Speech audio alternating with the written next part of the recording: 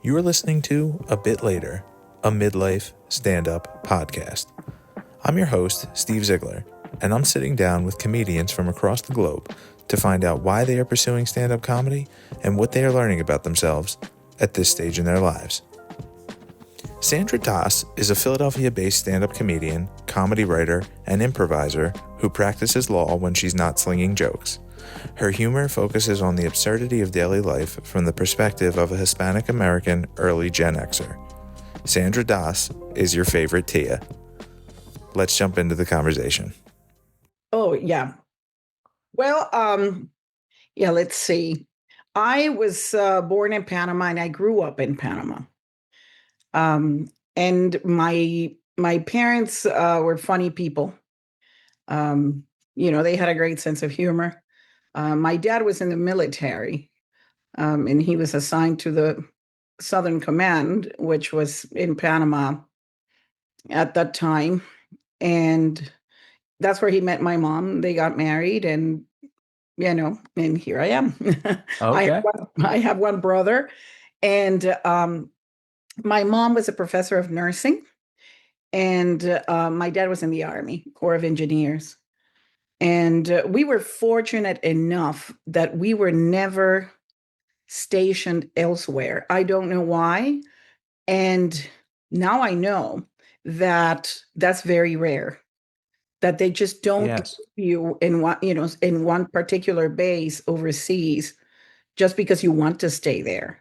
So I guess they needed my dad for something. Many things were, being built, and the canal being such a strategic place. I suppose That there makes sense. were, many Yeah. classified, areas there of national security, whatever. So I don't know. I mean, we were there, and my dad retired there. In fact, he is buried there in the American military cemetery that is in Panama. And so we grew up bilingual, bicultural, my brother and I. He's a little bit younger than me. And so it was a very interesting situation because we went to school. We went to school in Panama. We attended Catholic school, same school, all of our lives, and it was all in Spanish. Very Okay. good schools. So we learned English and all that, but I knew it from home. You know, Right. because my dad never really learned Spanish. So he was like, okay, I guess you want to talk to me? You're going to have to use English. And what part of the United States was your dad from originally? He was from Missouri, Okay. a Midwesterner from a very small town. Right. A very, very small town. We would visit our grandparents, but frankly, I couldn't wait to leave after a week because, Hmm. there was not much to do. And I mean, when you're younger, you're fascinated, by, oh, cows, furry cows. I had never seen furry cows. Yeah, I forget how they're called, but milk cows. But they were so, Right. thick fur, and the snow would fall on them, and they would be, ooh, they wouldn't even, notice. And all the fascination with the snow, because Panama is just very hot and humid. True. Yeah. Anytime I've talked to someone from the islands, I met someone years ago, and before she went back to where she was from, she's like, I finally got to see snow because you forget, like, yeah, you're not seeing that ever. Yeah, well, all the islands, I guess it's the same zone of tropics, I suppose. Hmm. So yeah, so I grew up a little bit different, even though I look very Panamanian. I look more like my mother. I look very much like my mom. My brother looks more like my dad in many ways. Okay. So yeah, all of our lives we did the Easter, Thanksgiving, all the holidays in my house. Sometimes neighbors thought we were crazy because we were looking for eggs in the dense jungle, actually. Hmm. Because yeah, you go to work, you mow your lawn, go to work, or go to the store, you come back, and you have a jungle. Um, so it was very fun and very fun. I don't go back as much as I would like to. Um, I ended up going to law school, becoming a lawyer, because my parents said, well, what do you like? And I like music, I like acting, that sort of thing. But my parents were very practical and they said, well, what are you going to do with that? You could do that on the side or whatever. And I Hmm. thought, okay, I guess I'll find a way. And then that never happened because, lawyers are very busy doing very unfunny things. Although I would find moments of humor, especially if I had to do any court appearances or whatever. Not deliberately, it would just happen that way. Okay. So I was always looking for humor. Also, I have friends that are in the arts, in theater, funny people. And then I attended the University of Virginia because I went for a graduate law degree, and that's where I met my husband, who was a third year at UVA. And anyway, we met later, we got married, and that's how I ended up moving to the US. Because I mean, I could have moved at any time because I'm a US citizen, but I never really thought about it. Mhm. You went straight from, so you went from Panama to UVA was your first time like really living in the US other than the time that you spent with your grandparents, or was there any other time No, before that? no, I lived in the US before. My godparents lived in the LA area, so I lived with them Okay. for a while. Um, That's cool. yeah, How so old that were you was then? College or before college. before college? Before college. And yeah, so at UVA, I met my husband. I actually went back to Panama because um, I I went to UVA with the scholarship from my job, and I had to work 2 years. I worked for the Attorney General's office at the time, and Okay. so after I was released from my commitments and all that, we had a long distance relationship, and it worked. We got married, and we got married in Panama, by the way, and so I moved. We then we lived in Northern Virginia in the DC area, and that's where we both, worked. And DC is a very vibrant place, Of so course.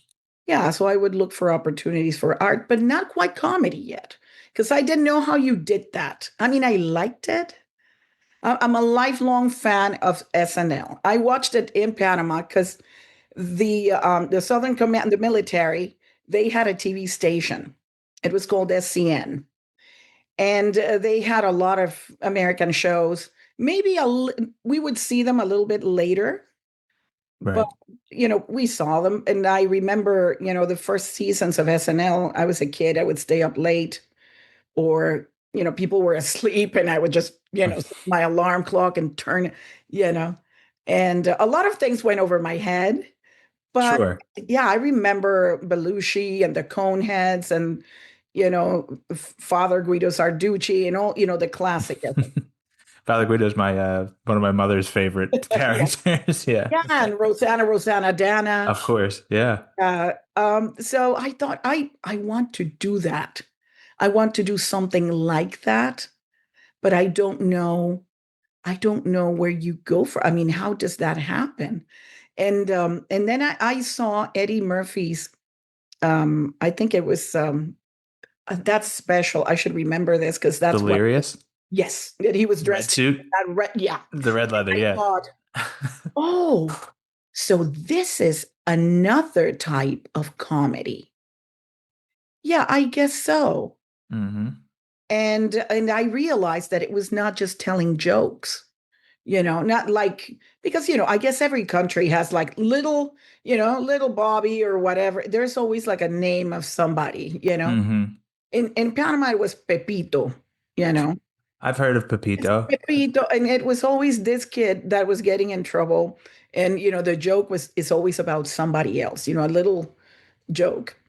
And then you would remember all these jokes that were in the ether. Everybody knew them, but you would just tell jokes, but not create this story, this universe, or this original piece of material that was unique to you. And I saw Eddie Murphy do it, And then I started just becoming kind of a scholar of comedy, if you will, because I would read everything I could about it. And then I took a class in 2013, 2014, something like that, a comedy class at Helium Comedy Club. Mhm. Okay, I took a class. And then I'm like, okay, what do I do with this? Because it was okay, last class, a showcase, whatever. And then, you know, So you're the third, at least the third comic, and including myself, who like got turned on to comedy pretty much by Delirious.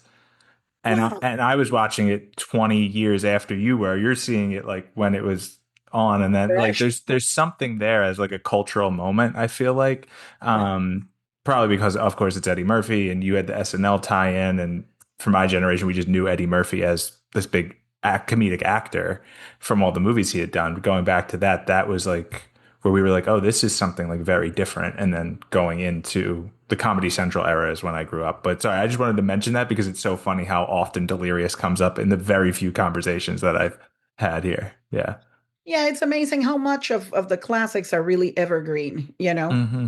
and they're just, just worth studying because it True. was before a lot of, a lot of stuff that's happening, and everything was just hard work. Because I don't think there were any classes on how to write, material, how to structure jokes and, all the devices and whatever. So they actually learned by doing, and they figured it out. And so those became, the models to follow later on. And also, I have to mention the Carol Burnett show. Hmm. Um, yeah, female comics, there weren't that many. I didn't know any stand-ups um, at the time. So Carol Burnett and the women on SNL were like, oh, amazing. I like this. I haven't seen anybody do what Eddie was doing at the time.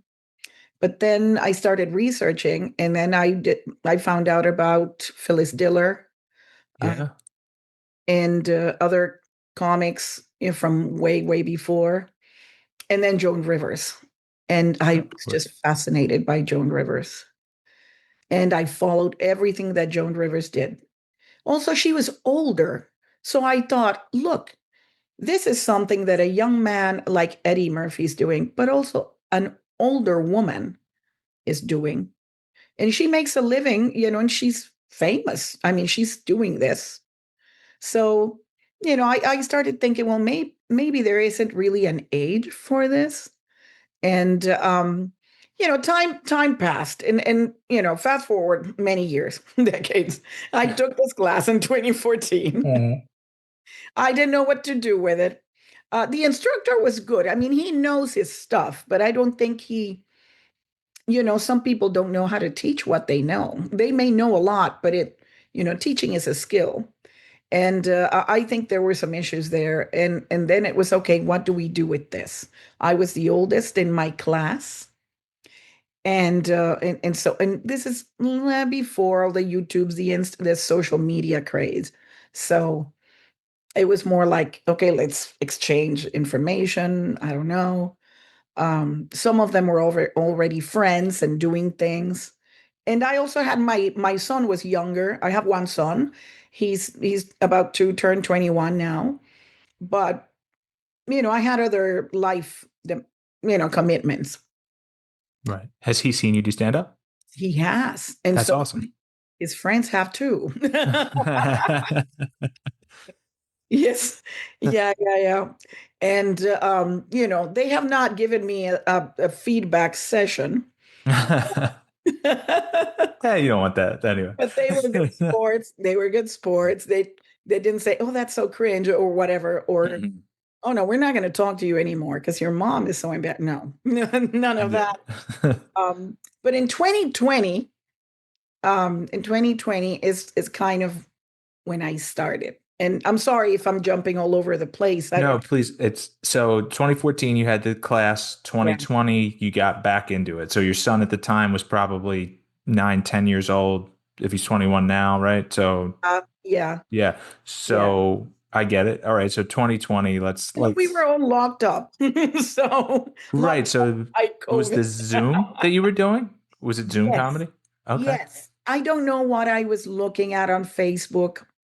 And then I saw this group. See, I don't even know how I found this group. And so it's called Hot Breath. You may know about it. I know about the Hot Breath podcast now is very Yes. popular. Yes. Yeah, and they were starting. So I joined that and I thought, okay, so let's see what this is. Because, we're all inside. So I'm like, all right, so now I can just sit down. Also, I was kind of slowing down, with work and my son was already, I didn't have to help with school and, things were kind of, you know, s- the moment was better for comedy. Okay. And so I connected with people. I realized that many people in that group were actually established comedians, of It's really cool. different levels in their careers. And and I thought, wait a minute, these people are people that I've seen on TV, that I've seen on Comedy Central. I know who they are, uh, Hmm. and they're in this as well. I mean, they're here, just like a beginner. Because the thing is that COVID kind of created um, a situation in which it COVID was an equalizer. I mean, as terrible as it was, it sort of leveled the playing field. And then, we were all in the same situation, and they had to work on their material. They had to work on their craft and keep things fresh and not, get rusty. So they wanted any opportunity, and this was the only opportunity. Okay. So many of them would actually do like, interviews with Joel Byers, who is the creator of all that. Right.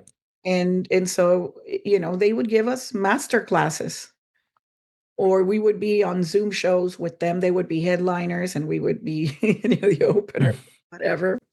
And also I had the opportunity of befriending many of them. They're very accessible. And you learn so much from each other. I mean, I learned that for comedy, first of all, it doesn't matter, if what level of education you have. You could have a PhD, or you could have a GED, or you could have, you could be a dropout. But if you're smart, because comedy requires that, you have to be smart. You have Yeah. You need perspective. Yes. exactly. Yeah. And so I met very good comedy writers and performers who were people with very little formal education. And I've learned a lot from many of them. And also many of these celebrities, they say it, in their act that they have not, they don't, in their lives, when they describe their lives, and they've been very successful and they're very good. Um, and so I learned more and more about comedy, more about performing it, about writing it. Um, I keep reading everything I can, taking classes if it's interesting, um, that sort of thing. And so after 2020, I've stayed with comedy. As soon as everything opened up, I went to perform with a mask, with a little, that little cafeteria hairnet kind of thing that we would put on the microphone Right. to give us some false sense of protection. Security. Yeah. I don't know. We did. Um, but yeah, I started and then I have, I continued and I've never stopped. I'm very excited about this constant Where growth. was, I'm sorry. I didn't mean to speak over you. Oh, constant growth. It takes. Yeah. Mhm. It does take time. So you've been doing comedy for 6 years. How old were you when you started in 2020? I was, let's see, 50s, 54, around there. Yeah, Okay. And do you remember the first place that you went to for a live open mic? I What that do. was? I Where was do. it? It was a diner called, they have several diners in in the Jersey and in Pennsylvania area, I guess. It's called Nifty Fifties, Oh yeah. and someplace in Jersey. So I drove a long distance because I live in suburban Philadelphia and closer to Villanova, if you're familiar with that Hmm. area. Yeah. And I drove all the way there for 5 minutes. And it was like they had like an upstairs area at this Nifty Fifties where they had games and things, but people were not they didn't open that area. They just opened the restaurant and they had that area like not in use. So the manager was also a part-time comedian. And so he ran an open mic there. And that was my very first weird open mic. Yes. In Was person. it, were you waiting for a while to go up? Was it a big crowd of people? No, no, it was not a big crowd. We all had masks. We looked Yeah. like people in an AA meeting. Uh, yeah, or a funeral because everybody was like, the distance and whatever. Hmm.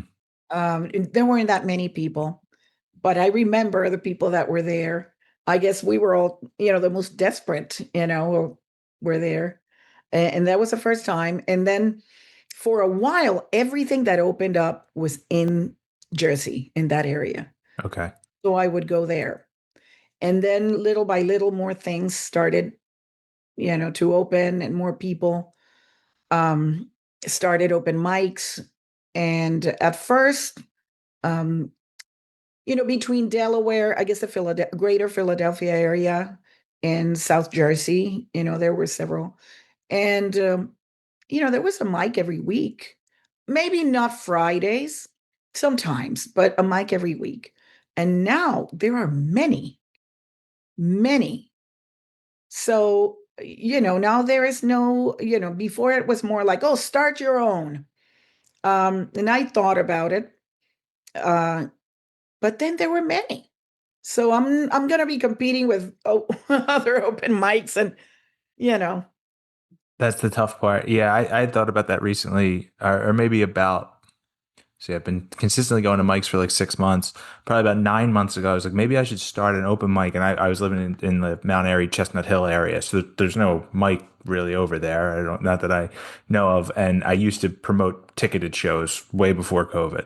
Um, and I felt the same way that you did. There's so many that like and there's a lot of good mics now too, both in the burbs and in the city, so you kind of have your pick, because I know I came out to Berwyn and that's where we met. that's right. Yes. And that's a good mic. I have to get back out there, but it's a little bit of a hike for me, but it is a fun room. um, Not to digress too much, but so when you got back into comedy, got consistently in, what are some things? I'll ask one question first, and then I have two other right to follow. What are some things that stuck with you from the comedy class that you brought to the stage with you? Was there anything there that you needed? Well, I've taken many. So you mean from the very first one? Oh, from the Helium. Yeah, from your initial. Is What are that your some question? things? Because Yes, after that. that, I took others. Oh, Um, okay.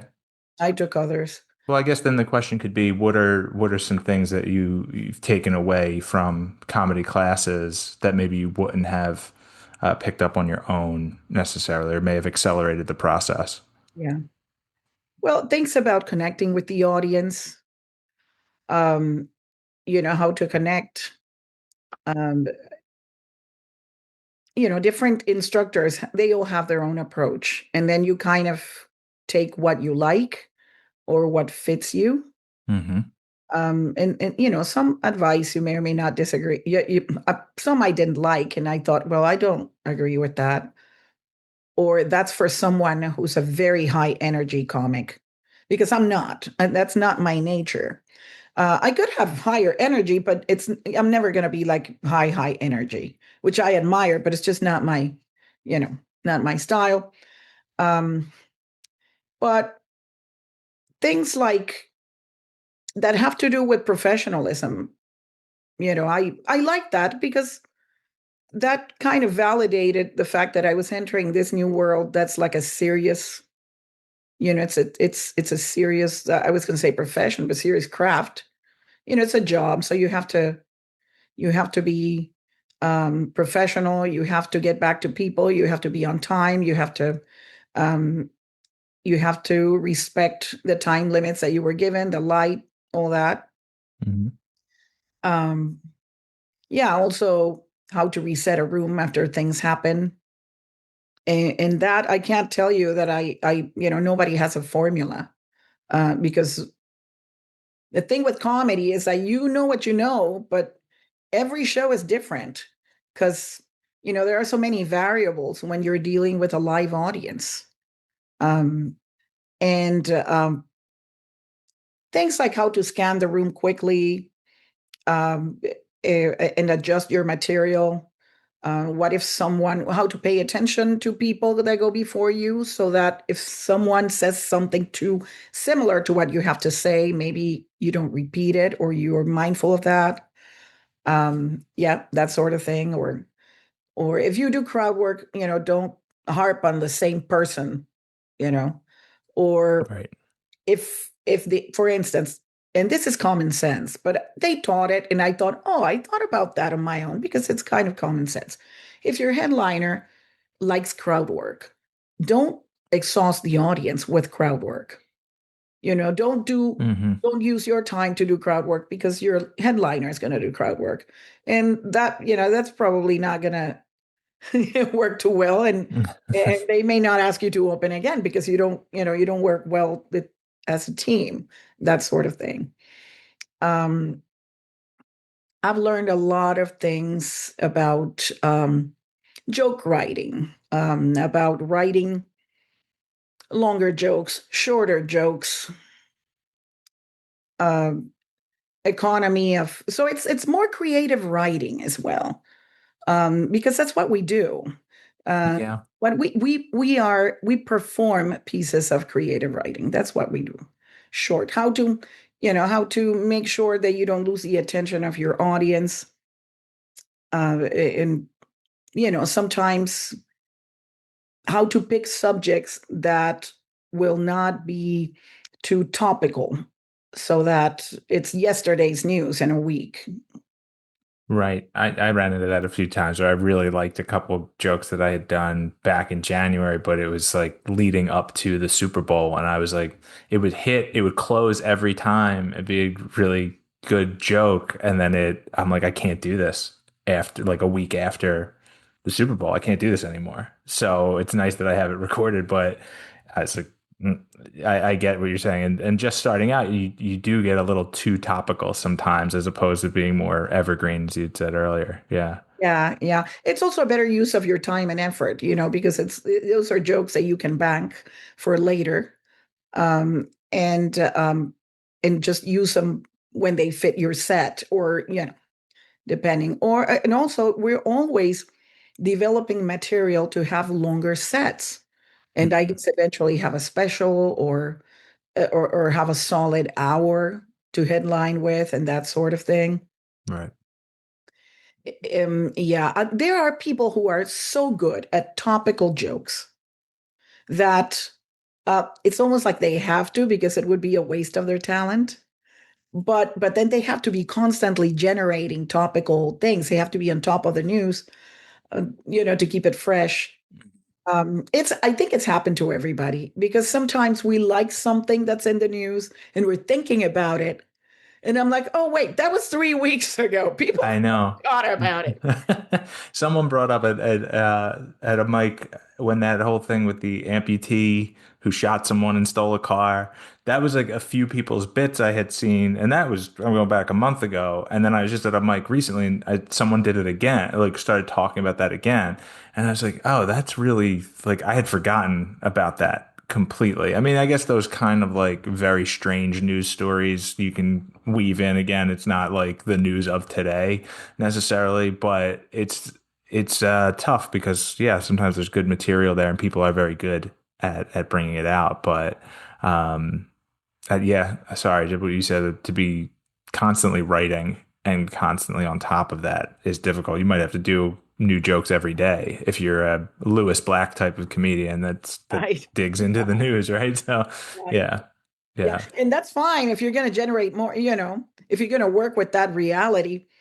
But, if going to your football material that you said after a while it was kind of not fresh anymore. The good thing about sports, at least in the area where we live, is that people love sports so much. They do. You They- know that it's the kind of thing that you can that it's sort of going to be evergreen if you know that your audience is going to be into sports. That's a good point.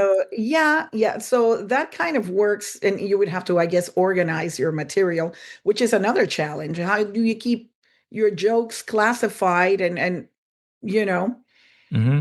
Do so you you ever do you ever find them and or that sort of thing?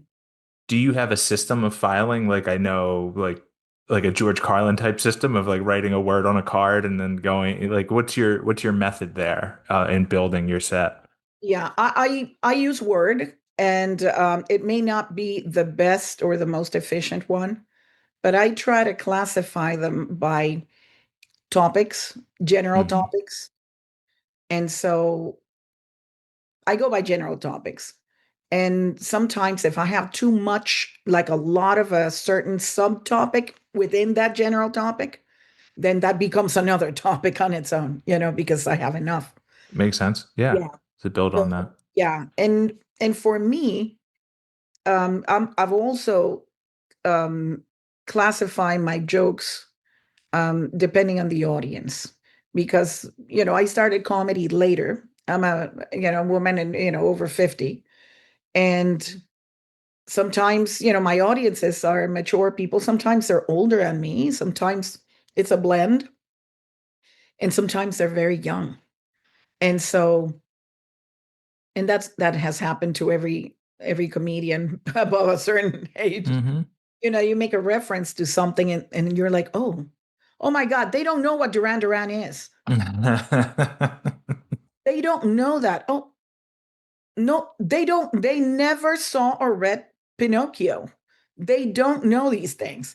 Hmm. So, then it hits you. Okay, I guess these are things that you have to either rewrite so that you sort of give a little bit of context, or, make sure that you use for audiences above a certain age group. Yeah, that's a really good way. Yeah, that's a good point to do that because I was thinking about some references that I have that like maybe Gen Z is not going to get Right. as an elder millennial. They Are may you not. an elder millennial? I'm I an am elder. an elder millennial. I am officially 40 years old. So that's kind of why I started this podcast. Like there seems to be a group of folks who are a little bit older. So I'm trying to keep this to people who started comedy over 35 is kind of the niche of this to find out like why, what was the driver there Right. of starting that. Yeah.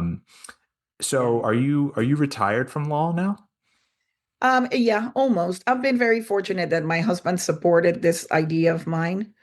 And so so I've been able since 2020 to kind of do a lot of comedy and taper down other things.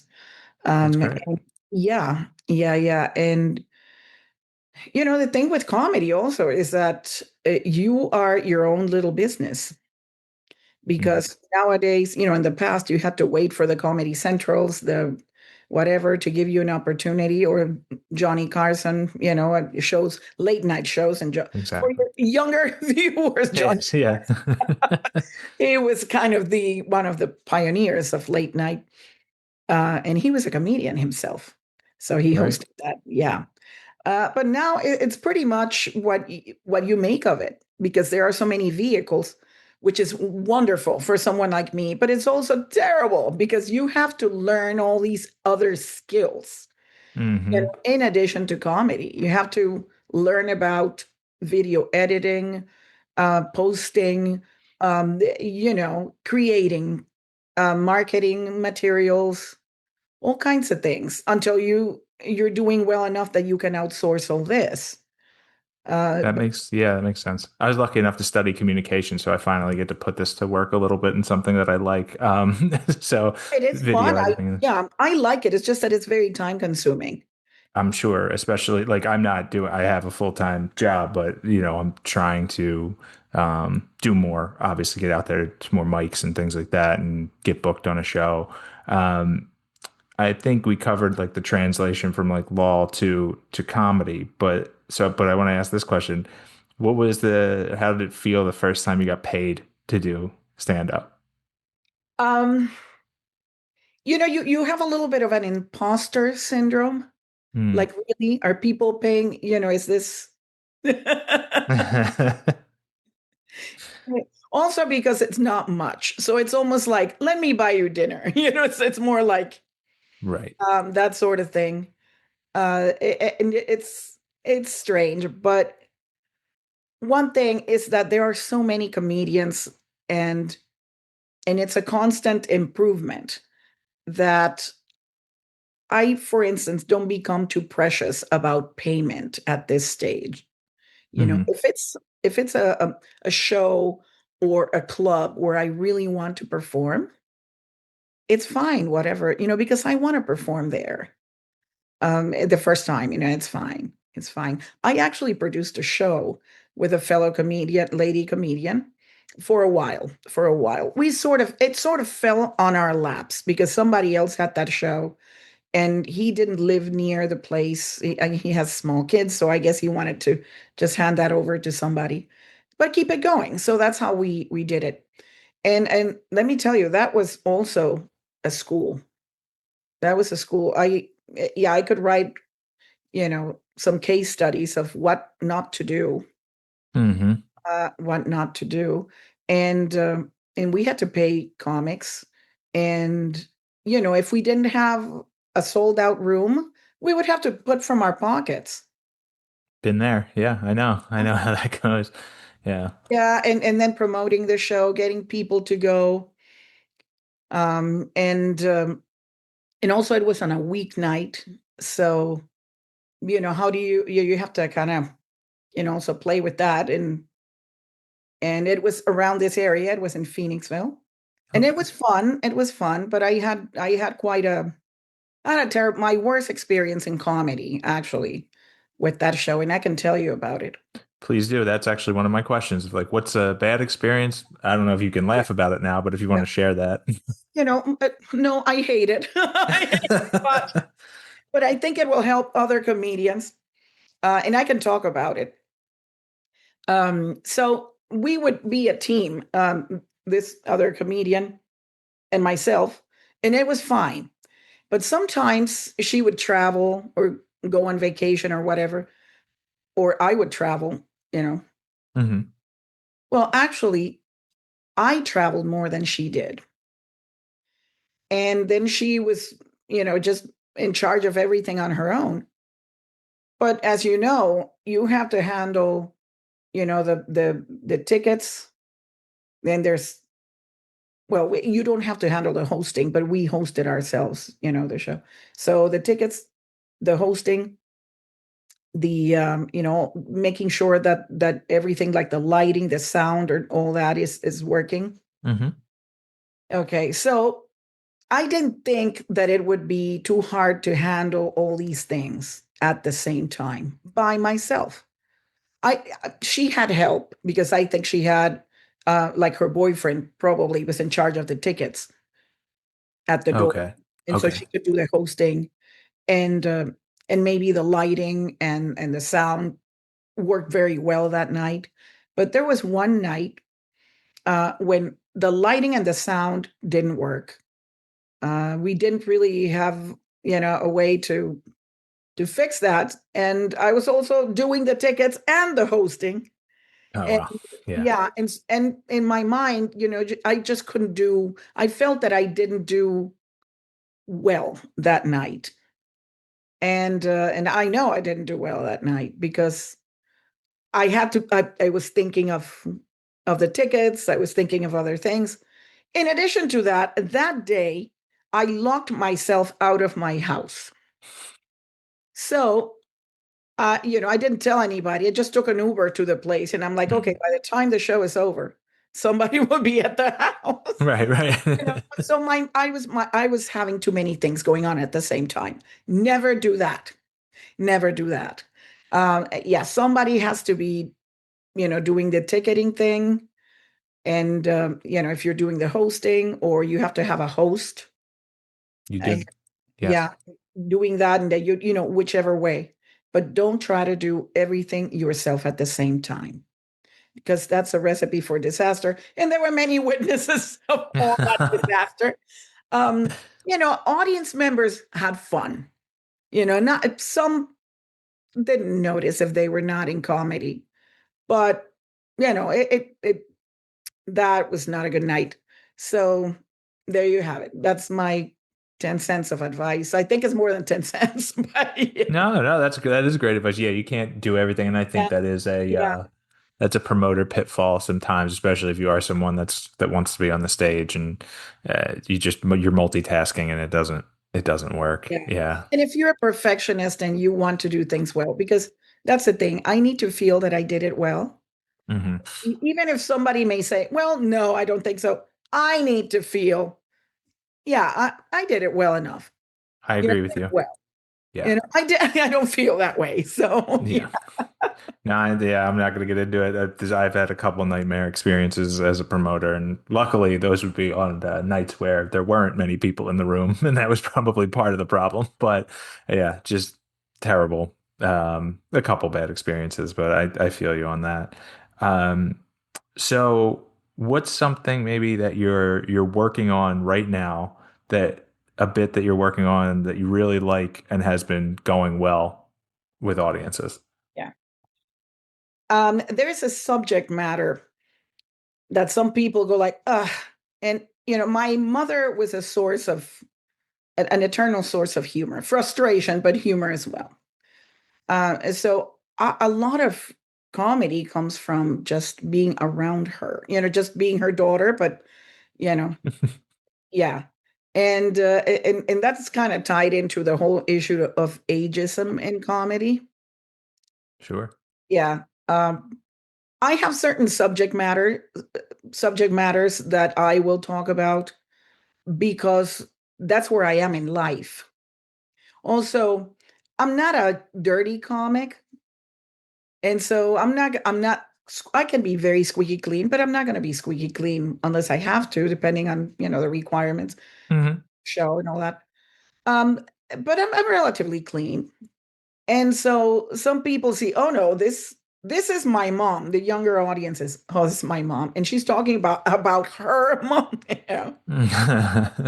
Yeah. Yeah. Yeah.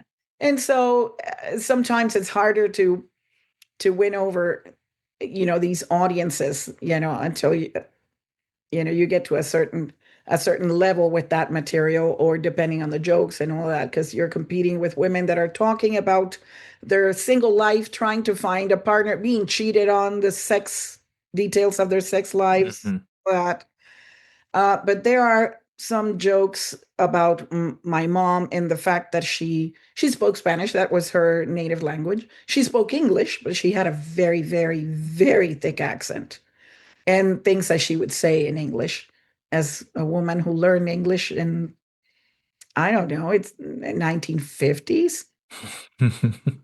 Yeah, and someone who would not, she called it relearning English. I'm not using any, she was like, what is this that someone unallied themselves, or on, certain words, like on how, Right, right. like, I'm not going to do that.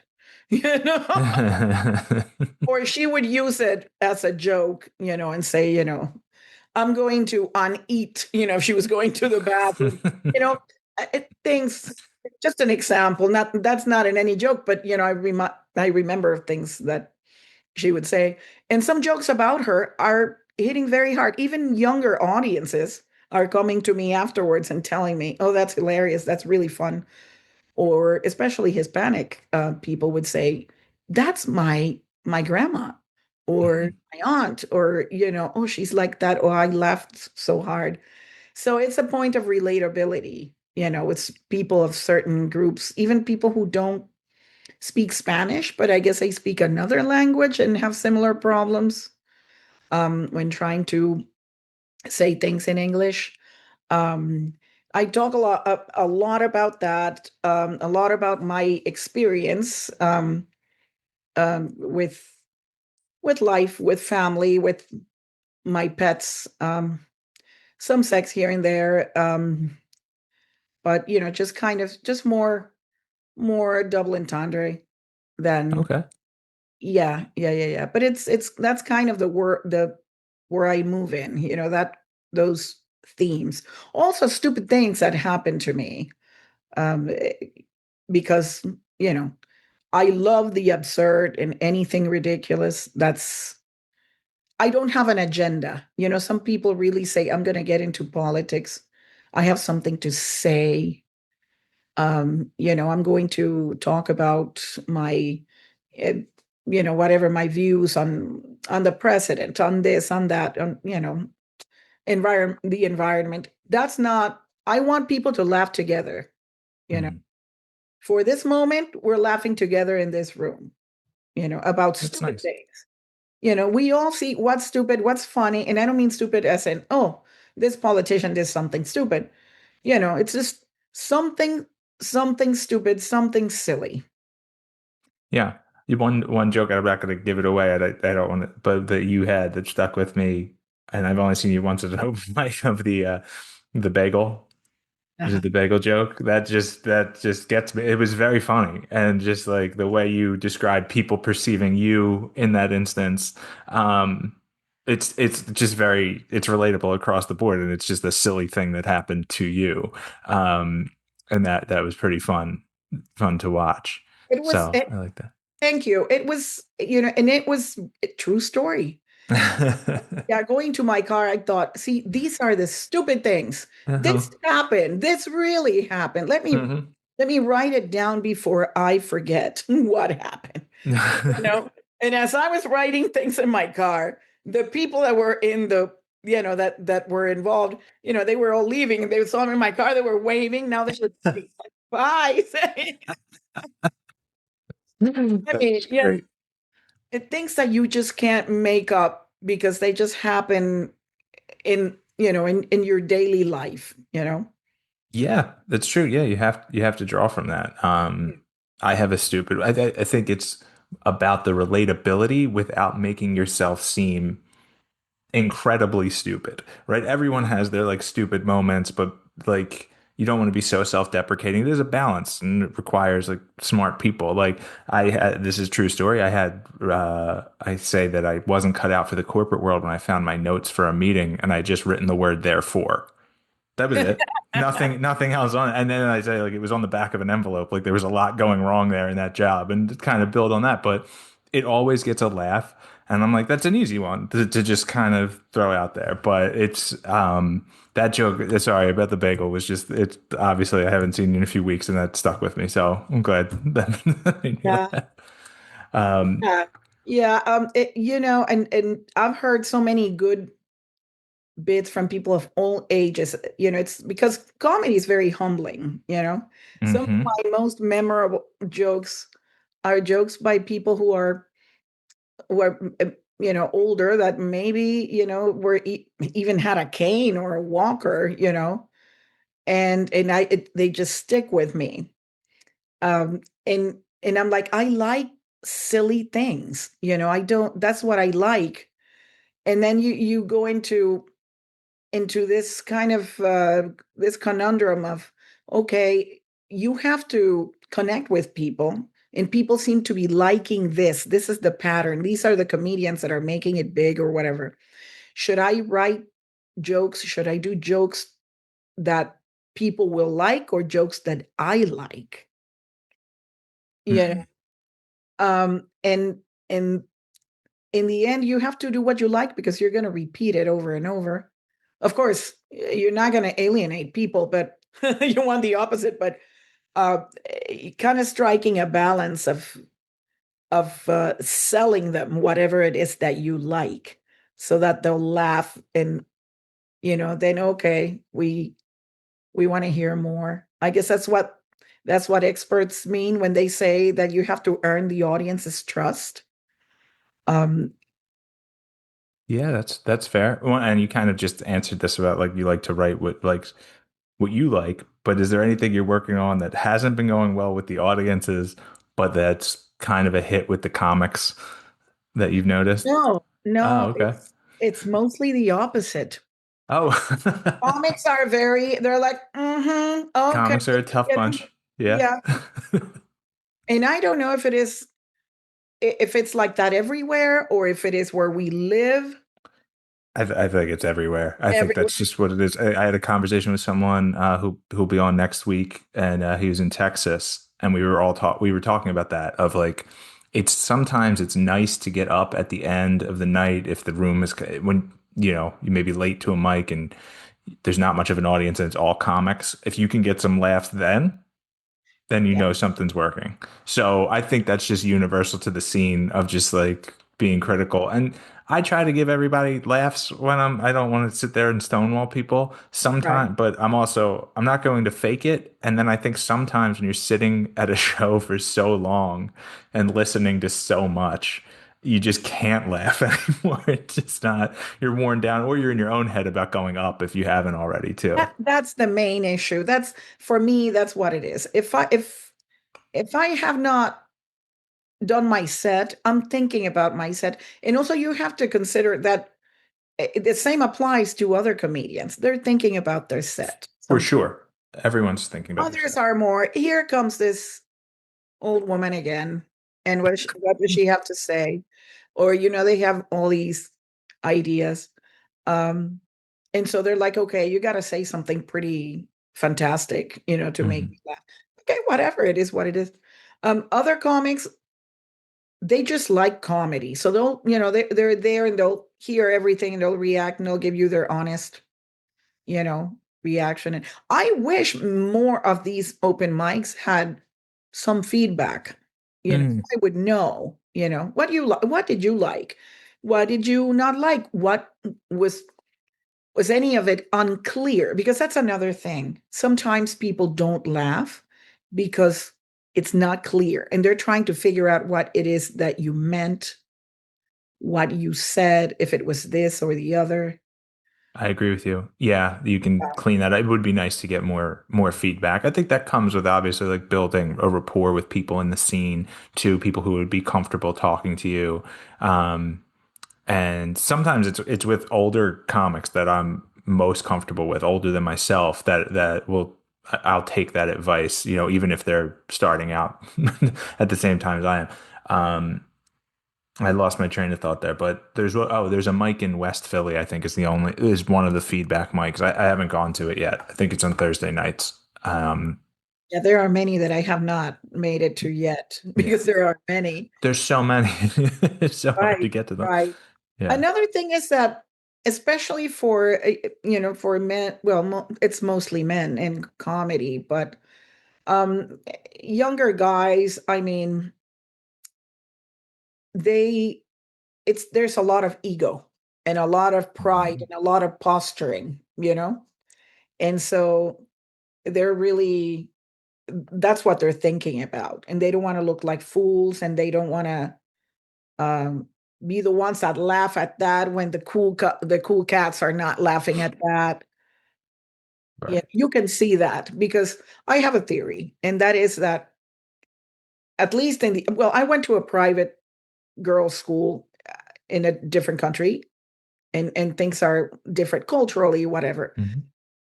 But in the US, high school is just so it's a very important part of a person's development socially. Their social skills, their personality, who they're going to be, how confident they are. Oh, it's just it's more it has a greater importance.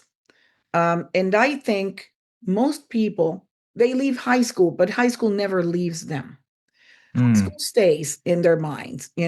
So whenever something happens, they just revert to that. The mentality of the click and the I'm cool, you're not, or are you cool? I'm not, I don't know if you're cool because I'm not gonna be friendly or bond or kind of unless I know that you are, you're already considered to be cool enough or that kind of thing. And I see that a lot among younger comedians. That's a really good point. And I to observe, relate, I I observe. I went to an all boys Catholic school, so maybe there's less of that. I mean, I'm older than a lot of these younger guys, but there wasn't really that posturing in high school. I Yeah. mean, you had your cliques of like jocks, nerds, whatever, the usuals. But I think when you take the female element out for young men, there's less of that, so it's less ingrained probably. And the Um, uniform also wearing do the you, uniform. I mean, yeah, that may have something to do with it. But it's true for women as well. I would think so. Yeah, yeah, Yeah, and in part, it's not even age specific. It's kind of something that's there. That's there. But of course, if they're younger, I guess their high school years are not that far away from. They still. Um, so you see a lot of that. A lot of let's see what's going to be cool. So they cover the same subjects that tend to be shocking, hmm and then that makes me wonder, do they really want to make jokes about why are they so interested in these shocking subjects, you know and okay, people can talk about whatever they want and make it funny, and that's fine, but it's always the same subjects. That's a And good point. Yeah, yeah, and I'm like, your life must have more than that. And so I can see why maybe they're like, oh, this is completely different and has nothing to do with all these shocking subjects. Um, you know, it's very hard to get true feedback and open mics unless it's an open mic that has a real audience. true. So Yeah. those are the better ones. Those are the better ones. And hmm and those are the ones I prefer. And of course everybody, but there are the like old types of art open mics that a lot of comedians say, no, I'm not gonna go after some guy playing the banjo there or some tap dancer or whatever. I'm open to it. Those are Yeah. the better ones because you have real people, you have more people that are not comedians. And Then it's also an audience not expecting comedy. People are generally there for music. So it's going to be a tougher group. Yeah. sometimes you have that challenge, but Mm, also whatever they do, they get, I don't know, rabbits out of a hat, but they don't do comedy. right. So they're going to give you a reaction that they're not invested. There's no pride or ego, involved. And you get a better idea of how things are working. My only issue with those open mics has been that sometimes you see, well, like I told you, I'm not a dirty comic, but I may have some double entendre or one word here and there. And then you see this kid with a violin and he's 10. And I don't want to say something. And this kid is there. That's a tough gig. Yeah. That happened twice. And the father, the parents have been, especially the father says, oh no, he's heard all that and worse. And I'm like, I'm sure you're right, but not out of me. I don't want to be the one that, says it. Um, we touched on a few of these things, and sorry, my light has a sensor. That's why I'm that's why I'm doing this. So I just had two more questions for you, and we touched on being a woman in comedy. Um, what would you say is a specific challenge there, in terms of comfortability in rooms, or what you've noticed that obviously you're facing a different set of challenges across the board than men, but specifically in the world of comedy, what have you noticed, and how have you worked through that? For female comedians, um, there are several challenges that are not just, the regular challenges of comedy and getting better and all that. There is the fact that we are female, and the always the tension with male comedians because you don't know, many of them are just, they're comedians, but they're looking for an opportunity to hook up or whatever, or, Mm. you know, not in my case, not so much because I'm older, but it's happened. I mean, it's happened People are like, oh, and I'm like, I'm so flattered, but no.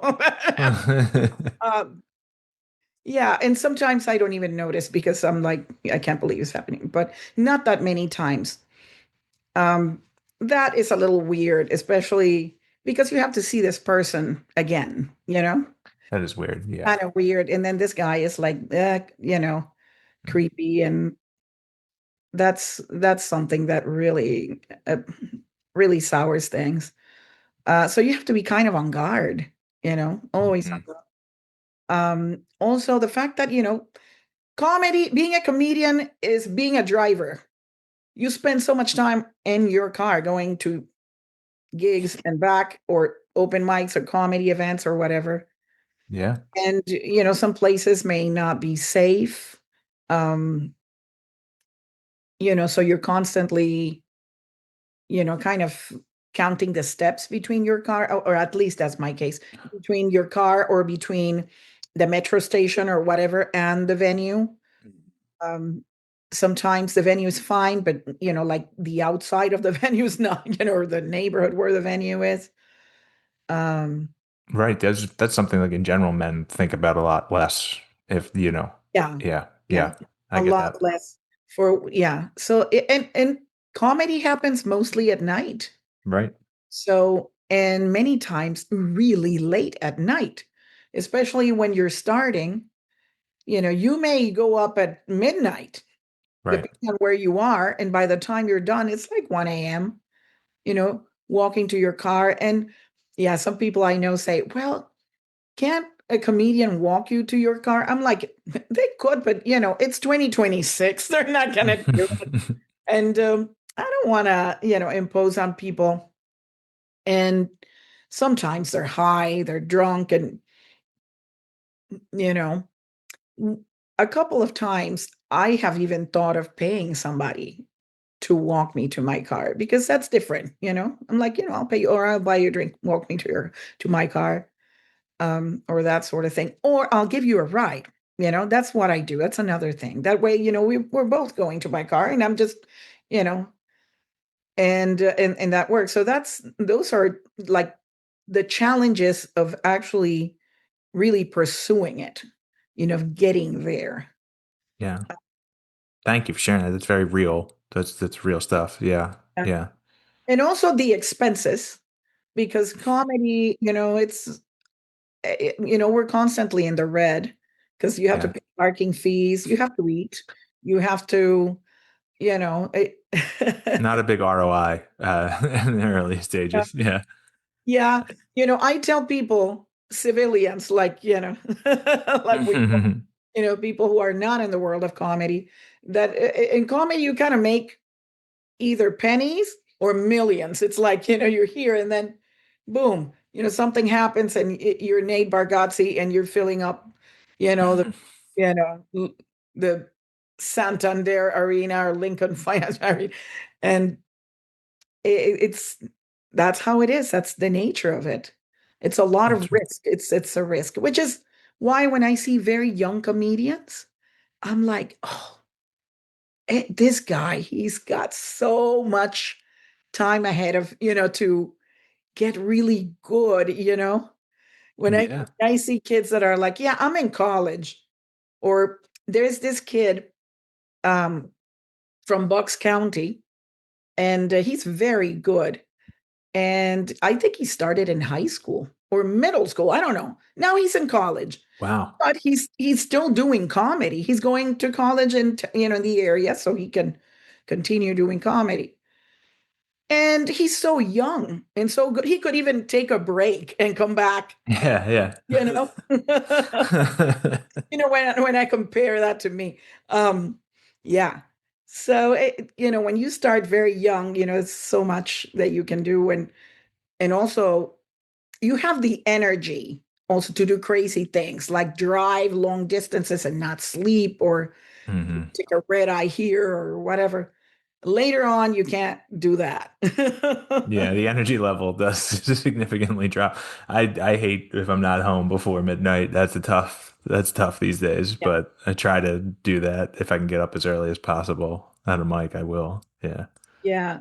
as far as challenges with comedy itself, I have to say that I've been more for at first I was like, okay, my set has to be successful on the merits of what's written, Mm. alone. But then I realized that that's not enough. I mean, for some people, it works like that. But you have to add the performance because we are performing You do. Yeah. and, you're delivering this. So the connection with the audience is very important. And there are comedians it's all about their physicality and their connection with the audience. And when you look at the material in writing, if you transcribe what they said, it's not really a good joke, or there may not even be a punchline. Strictly when you think about the structure of a joke, there's no Hmm. punchline. But this was funny because of how he or she said it, or whatever they did. Yeah. Whatever tool or skill they could use. So I'm trying to use more of a balance of both, you know. Right. Yeah. That makes sense. But that's come up a few times too. It's like your performance kind of equals your confidence. And it doesn't have to be all physicality, but some people get up there without the best material and crush. Or not the smartest material. So yeah, finding that balance, you're right. That's a really good advice. Not Um, their confidence, it's their personality mm, and what they naturally do that is working. And some people, you'll notice that they don't even realize that that is what's working for them, you know. that's uh, interesting. Yeah. Yeah. yeah, yeah. And for a while at first I thought no, it's all about writing it, but it's really a combination. It's a combination. So what do you think? This is a question that I ask everyone at the end of the podcast. What do you think your younger self would say about your decision to pursue stand-up comedy? How would she feel about you? I think my younger self would be happy, and maybe my younger self would have said, "About time, girl. You took way too long." I think so because I like to play things safe, and I have to let go of training wheels. That's my nature. So Mhm. that's a challenge. I have to kind of just loosen up, That's great. and it's a Yeah, constant effort, and make sure that I have fun on stage and don't think of, here's what I'm going to do, and and here's this other thing, and here's my goal. Did I do it? Oh, or did this work? Have fun. And I would say that's what my younger self would say. Just about time. My younger self would be happy. that's Better great. better late than never. Better late than never is right. That's true. So you said that you just turned 40. Just turned 40. Yeah. Okay. Awesome. That's good. Also, you've lived enough that you have a variety of things to talk about. And I think, yes, thank you for saying that. I have lived enough to have that variety. And I think when I tried to do this before, even though I was in my early 30s, really, when we started um, doing this, promoting, I should say, it was more about like the party and the hang, and not about like, and also the business side of things. Like I think I always wanted to perform not so secretly, and just decided to do this now. Yeah. Yeah. I don't know if you can see my dog, but I have a French bulldog. And Oh, cute. I don't know if you hear the, No, I yeah, don't hear. okay. He's No, in the always in the mix. I didn't hear him at all. But well, thank you. Thank you for doing this. I appreciate this. And where can people see you, find you, follow you? You're welcome. Thank you. Yeah, people can follow me at Sandra Doss Comedy all Okay. together. And that's DOSS. That's my last name. Sandra Doss Comedy at the Instagram, YouTube. I don't do much TikTok. I have to do more of that. I don't do any TikTok. And Gotcha. I guess the good old Facebook. I'm Okay. go by Sandra M. Doss on Facebook. But yeah, that's where you can find me. Great. Thank you again. So take care. I'm gonna just pause this. Yeah. So